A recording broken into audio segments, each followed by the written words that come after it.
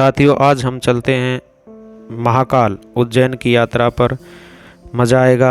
चलिए आप भी मेरे साथ चलते हैं, बड़ा मज़ा आएगा, आनंद लेते हैं। दीवाना हूँ महाकाल का, उज्जैन के सरकार का, भोले बाबा मेरे के मैं बेटा हूँ। पुराणों के अनुसार, भारतीय इतिहास के अनुसार 600 ईसा पूर्व उस समय भारत में 16 जनपद हुआ करते थे। इन्हीं जनपदों में एक जनपद अवंती हुआ करता था।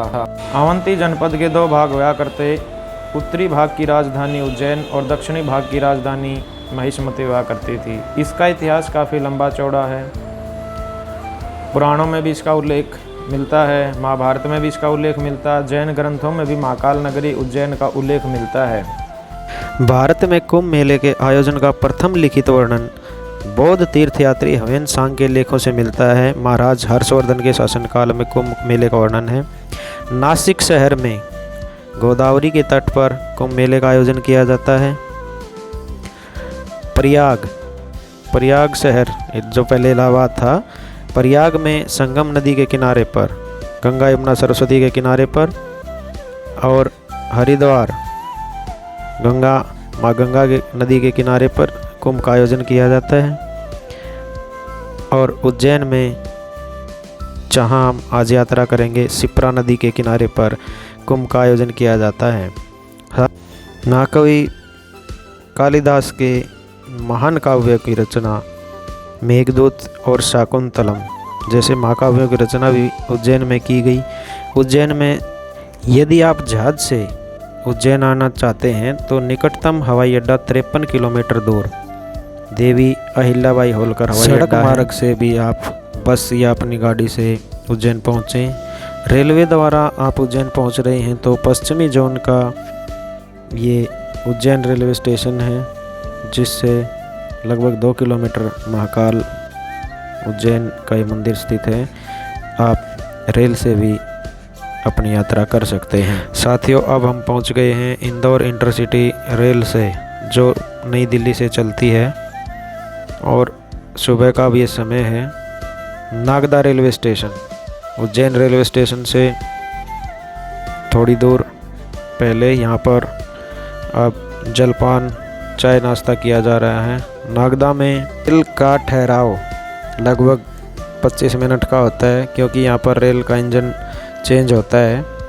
और यहाँ पर पोहा, जो आप उज्जैन में हर जगह पोहा आप देखेंगे, और यहाँ की बहुत अच्छी डिश है ये पोहा।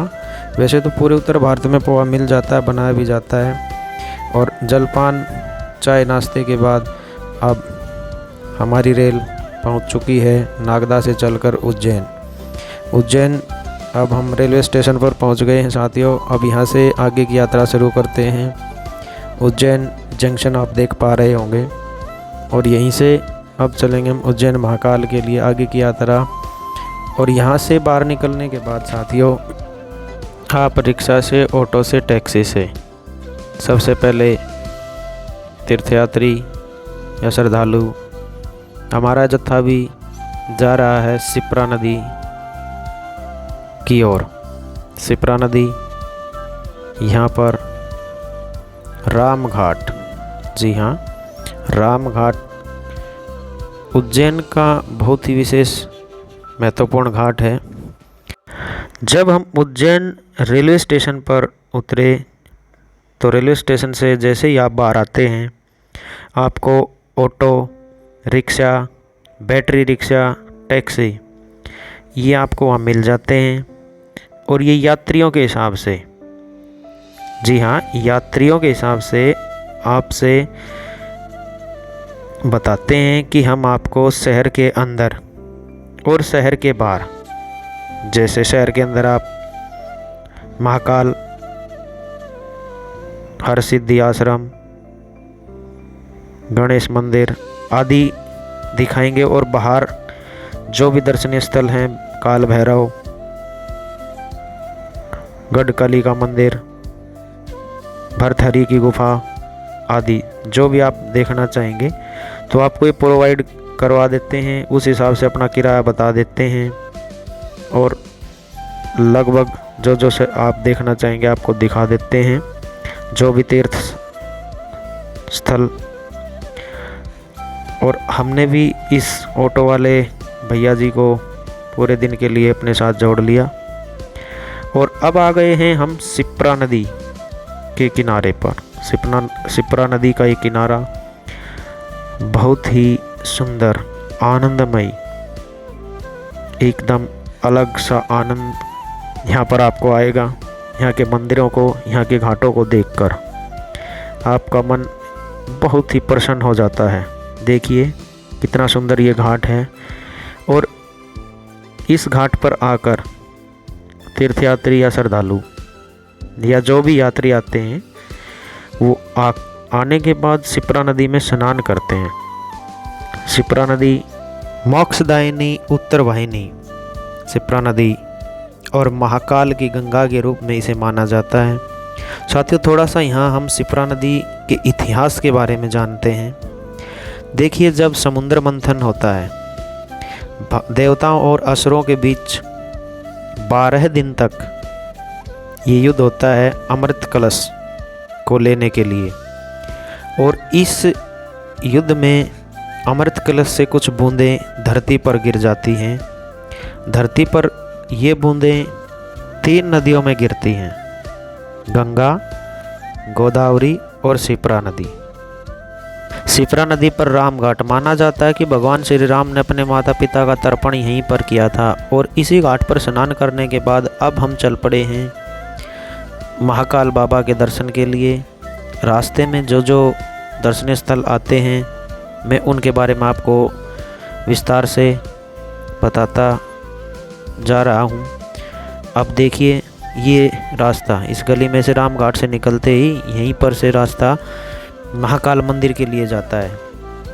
और इस गली से होते हुए अब हम महाकाल मंदिर के लिए जा रहे हैं। इसी रास्ते में थोड़ा सा चलते ही आपको मिलेगा हरसिद्धि माता का मंदिर। हरसिद्धि माता मंदिर के बारे में माना जाता है कि माता सती के 52 शक्तिपीठों में से 13वां शक्तिपीठ ये हरसिद्धि माता का मंदिर है।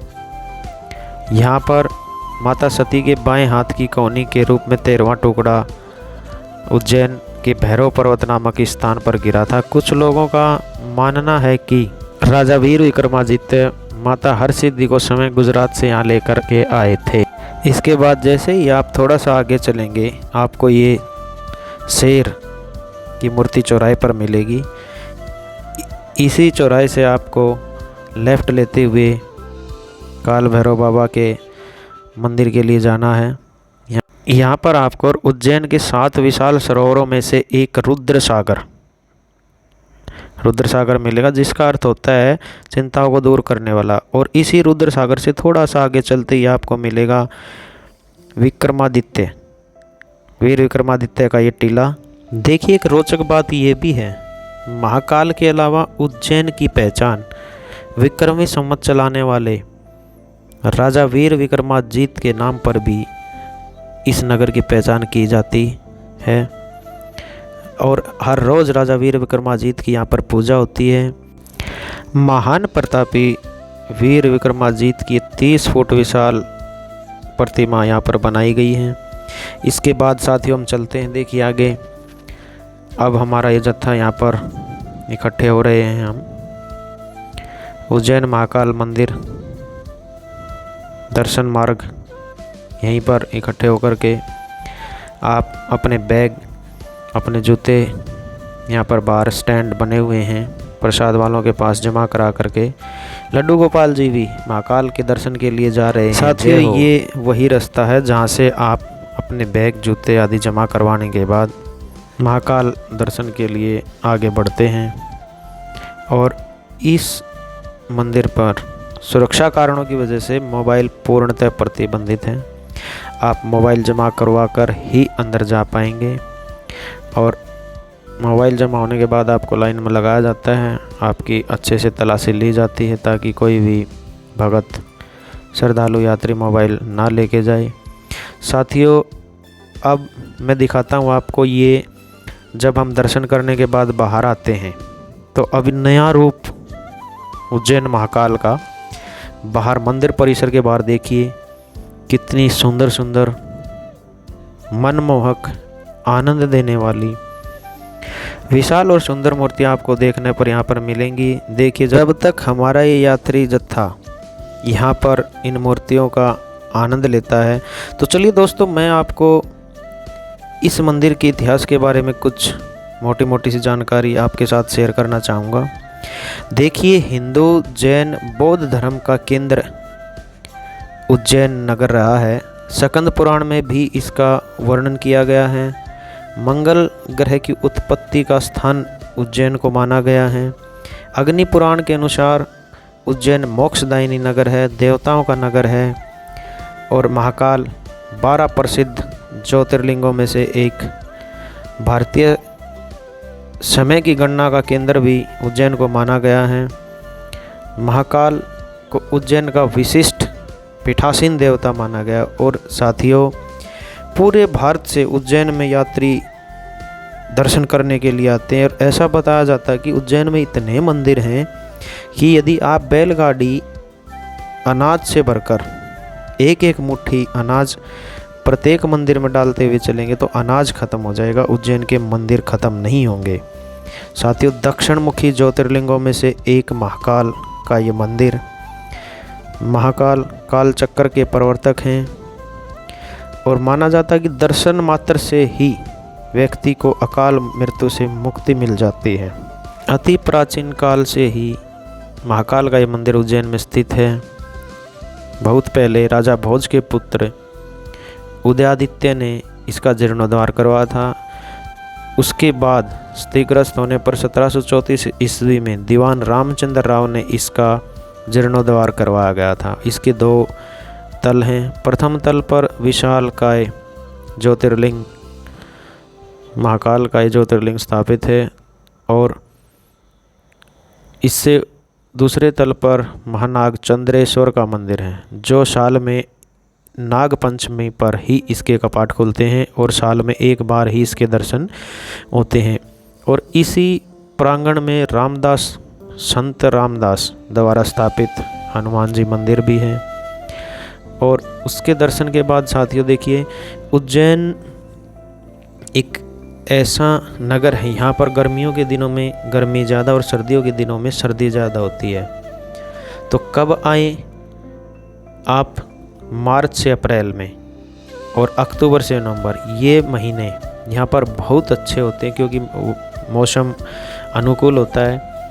और दर्शन की व्यवस्था देखिए, मैं बता देता हूँ आपको। मंगलवार से शुक्रवार तक 12:30 बजे से शाम 4:30 बजे तक की जाती है।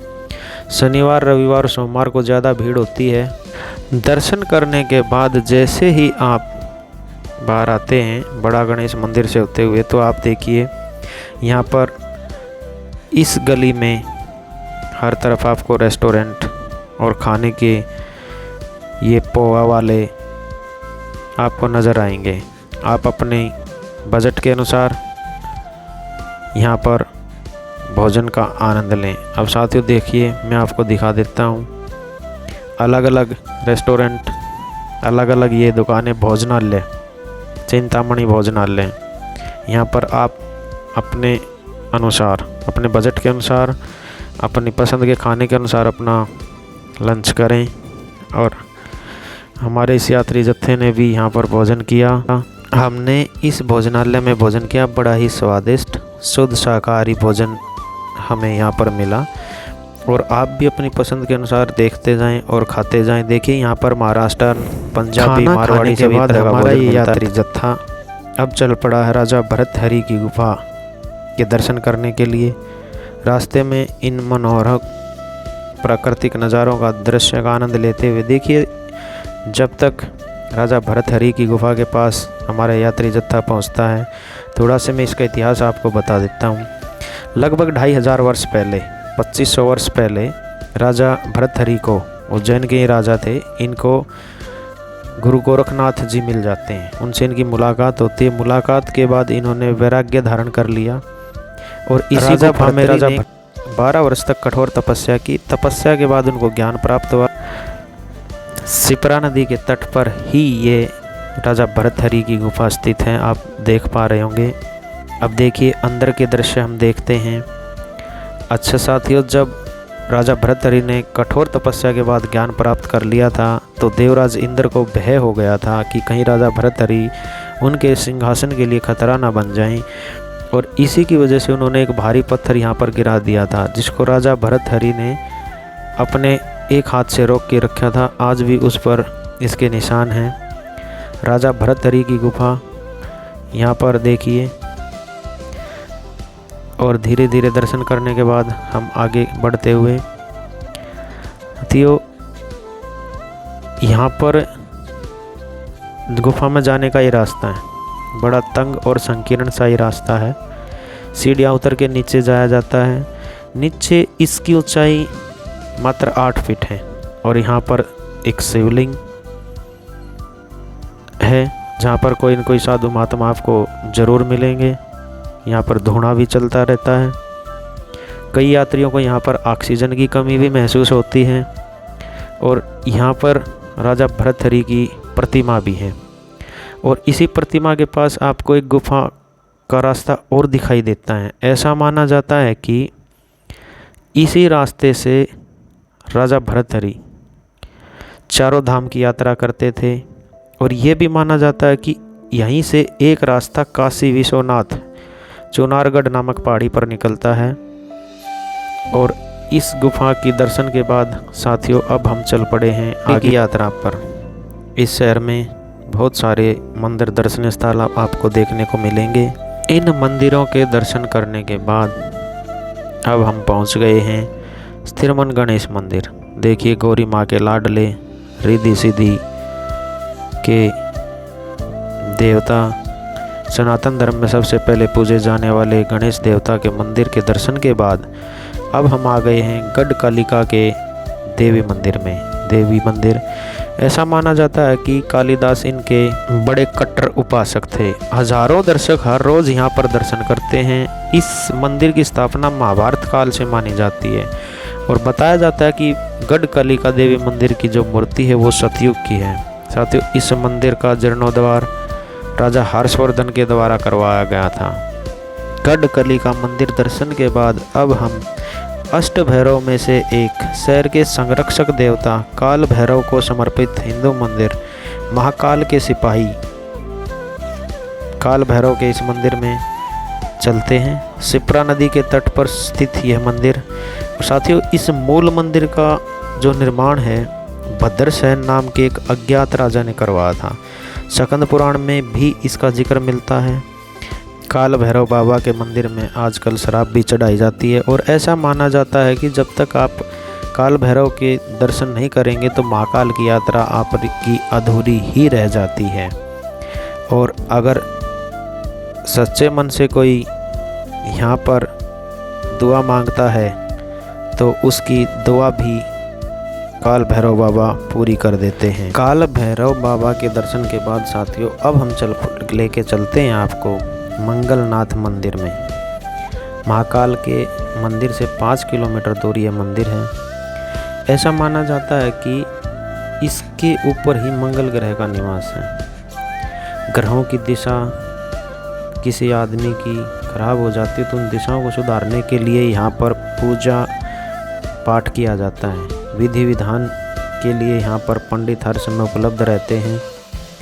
देश विदेश से श्रद्धालु इस मंदिर में आते हैं, यहाँ के दर्शन करते हैं। सिंधिया राजा घराने के द्वारा, सिंधिया राज घराना मध्य प्रदेश में जो है, उस राज घराने के द्वारा इस मंदिर का पुनर्निर्माण जीर्णोद्धार करवाया गया।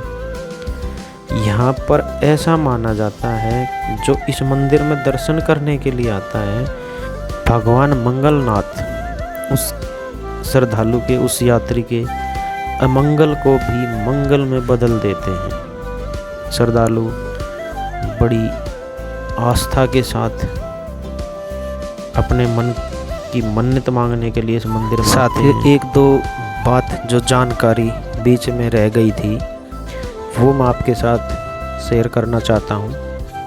देखिए, दर्शन की व्यवस्था जो है मंगलवार से शुक्रवार ये दिन में 12:30 बजे से शाम 4:30 बजे तक है, और शनिवार रविवार सोमवार को यहाँ सबसे ज़्यादा भीड़ होती है।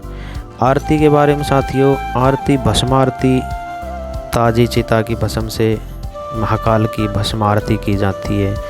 साथियों एक मिथक ये भी यहाँ पे मान्यता है कि इस नगरी में, महाकाल की नगरी में, कोई भी राजा मंत्री नहीं रुक सकता, क्योंकि ये माना जाता है कि एक राज्य में 2 राजा नहीं रुक सकते। अगर कोई रुकता है तो उसके साथ कुछ बुरा होगा, ये मिथक है साथियों यहाँ पर। और एक बात और, महाकाल की या उज्जैन की यात्रा आप 1 या 2 दिन में पूरे शहर के मंदिर दर्शनीय स्थलों को पूरा कर लेते हैं। प्रसाद के रूप में मंदिर समिति की तरफ से ही प्रसाद, अंदर आपको लड्डू का प्रसाद मिलेगा, देसी घी का जो बनता है। और महाकाल का दिन सोमवार होता है। तो साथियों आप बताना आपको ये वीडियो कैसी लगी, उज्जैन महाकाल यात्रा। मैंने भी एंजॉय किया और उम्मीद करता हूँ आप भी इस जानकारी से, और जब भी कभी उज्जैन महाकाल यात्रा के दर्शन करने के लिए आएंगे तो आपके लिए जानकारी लाभदायक सिद्ध होगी। और आप उज्जैन महाकाल भगवान भोले बाबा पर ऐसी कृपा करें कि आप सभी वहाँ पर जाएं, शिप्रा नदी में स्नान करें और उज्जैन महाकाल के दर्शन करें। साथियों वीडियो कैसी लगी इसके बारे में अपने कमेंट लिखना, वीडियो को लाइक, चैनल को सब्सक्राइब ज़रूर करना। धन्यवाद। जय महाकाल, जय हिंद, जय भारत।